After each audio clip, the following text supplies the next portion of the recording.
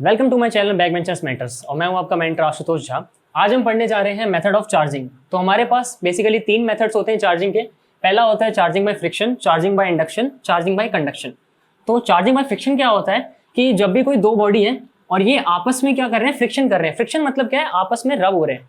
रब होने से क्या होता है, इनके बीच चार्जेस प्रोड्यूस होते हैं, इवन पॉजिटिव और नेगेटिव, कोई भी हो सकता है, दोनों में से कोई भी चार्ज प्रोड्यूस हो सकता है। तो जब भी कोई चार्ज प्रोड्यूस होता है तो उसकी वजह से क्या होता है, वहां पे हमारा चार्जिंग अकर होता है।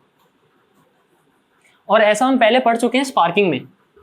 स्पार्किंग में क्या हुआ था, accumulation of heavy charges on A small space. जैसा कि मैं कह सकूं, यहाँ पे जब ये रब हो रहे हैं तो बेसिकली यहाँ पे क्या हो रहा है, चार्ज इकट्ठा हो रहा है, जिसकी वजह से यहाँ पे क्या होगा, चार्जिंग प्रोसेस होगा। दूसरा मेथड होता है हमारा चार्जिंग बाय इंडक्शन। ये हमारे बेसिकली दो तरीके के होते हैं। इसमें क्या होता है, एक चार्ज बॉडी जो होती है उसको एक अनचार्ज बॉडी के पास लाया जाता है और इनके बीच में कोई फिजिकल कांटेक्ट नहीं होता, कोई फिजिकल कांटेक्ट नहीं होता। तो हमें इसमें करना क्या होता है, मैं इसे रब कर दूं।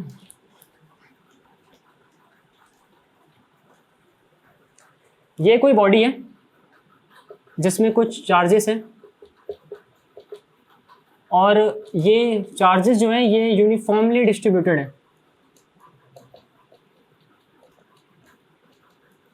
तो हम इसमें क्या करते हैं, हम एक चार्ज बॉडी को इसके करीब लाते हैं और ये जुड़ा हुआ है एक इंसुलेटेड स्टैंड से।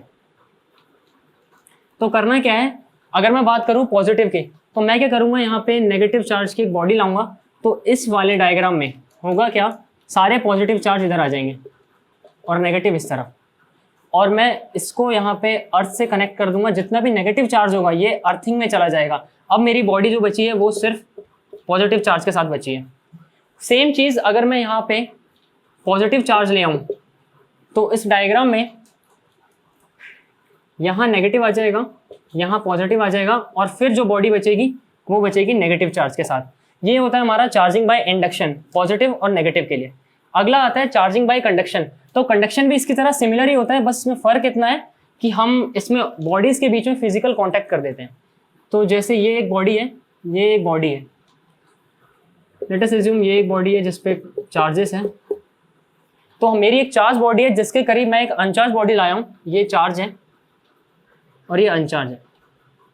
तो होगा क्या, ये दोनों बॉडी आपस में इक्विलिब्रियम में आने के लिए इस चार्जेस को इस तरफ शिफ्ट करेंगी, जिसकी वजह से क्या होगा, एक टाइम ऐसा आएगा जो मेरी बॉडी है ये दोनों बॉडी इक्वल चार्ज में आ जाएंगी और दोनों पे इक्वल अमाउंट ऑफ चार्ज होगा। हम इसको निकालते कैसे हैं, अगर मुझे किसी बॉडी पे चार्ज निकालना है, let Q1 is equals to R1 upon R1 plus R2, Q1 plus Q2।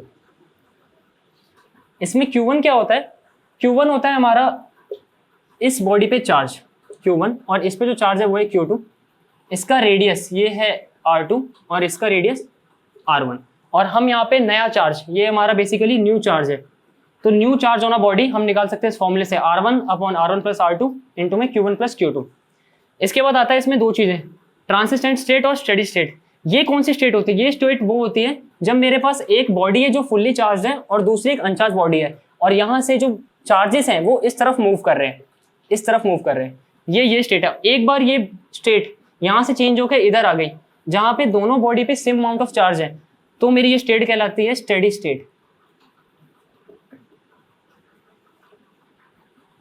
इसके बाद ये जो फॉर्मूला होता है हम इसको और तरीके से लिख सकते हैं, लेट जो मेरी दोनों बॉडी है उनका रेडियस सेम है,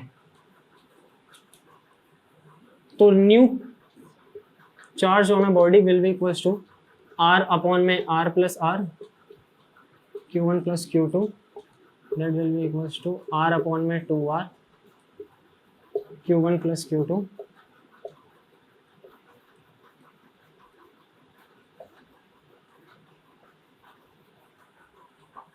तो अब हम इन पे कुछ न्यूमेरिकल्स कर लेते हैं। तो पहला क्वेश्चन है, can charge body attract an uncharge body.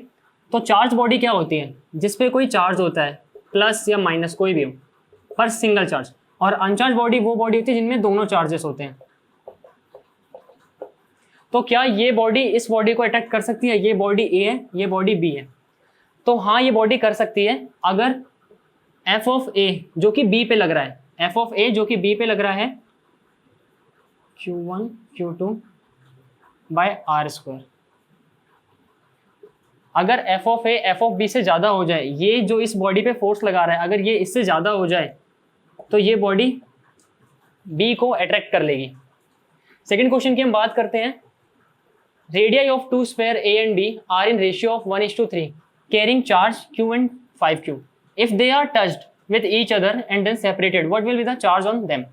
तो ये क्वेश्चन करने से पहले हमें ये पता होना चाहिए कि मेरा चार्ज प्रोपोर्शनल होता है रेडियस के और ये होता है कैपेसिटेंस। अभी हमें इसकी जरूरत नहीं है, इसको हम आगे देखेंगे।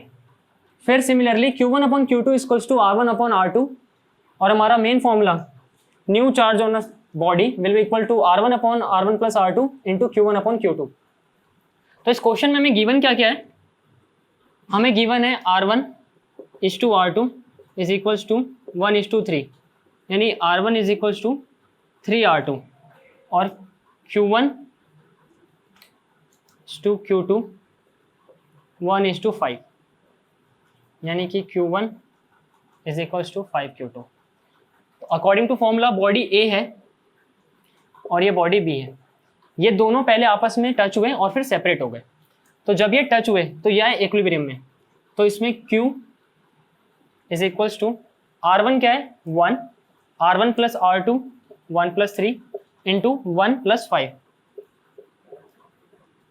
6/3। तो बॉडी ए पे जो चार्ज है ये 2Q है। फिर हम बात करते हैं बॉडी बी की।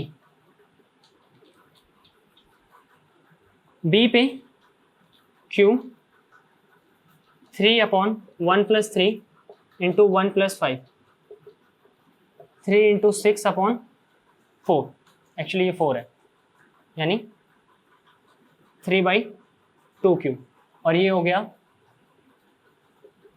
9/2Q ये बॉडी डी पर। तो इसमें हुआ क्या एक्चुअली में हमने चेकआउट कर लिया R1 और R2 का रेशियो, Q1 और Q2 का रेशियो और जस्ट हमने सेम वैल्यू को इस फॉर्मूला में डाल दिया। इससे हमें पता चल गया है कि जब ये दोनों बॉडी आपस में टच हुई और जब सेपरेट हुई तो इन दोनों पे क्या क्या चार्जेस थे।